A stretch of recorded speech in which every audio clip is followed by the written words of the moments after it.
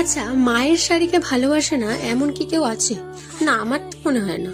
কারণ আমার মায়ের শাড়ির প্রতি ভালোবাসাটা আগাগোড়াই। মায়ের শাড়ি পরবো, ঝামেলা হবে না, এটা তো হতেই পারে না। কারণ প্রতিবার আমি যখন মায়ের শাড়ি বিনা অকেশনে জাস্ট ফটো তোলার জন্য পরতে যাই, মায়ের একটাই কথা থাকে, তো জামা কিনিস, শাড়ি কিনতে পারিস না। আরে ওনাকে কি করে বোঝাবো যে যেই টাকা দিয়ে আমি শাড়ি কিনবো সেই টাকার মধ্যে আমার দুটো ড্রেস হয়ে যাবে। যদিও এত ঝামেলার পর ঠিক সেই শাড়িটা আমাকে বের করে, আর অবশ্যই শাড়িটা আমি একা পরিনি, আমি একা একদম শাড়ি পরতে পারি না, শাড়িটা আমার মাই পরিয়ে দিয়ে। শাড়িগুলো মায়ের পরলেও ব্লাউজ গুলো আর মায়ের পরা যায় না, কারণ মা যেরকম ব্লাউজ পরে আমি সেরকম ব্লাউজ পরি না, আর আমি যে ব্লাউজটা পরে এরকম ব্লাউজ মা জীবনেও পরবে না। মায়ের ইচ্ছে না থাকলেও মাকে দিয়ে আমি এরকম বহু শাড়ি কিনিয়েছি আমি নিজে পরবো বলে। এরকম তোমরা কে কে করো অবশ্যই কমেন্টে জানাবে।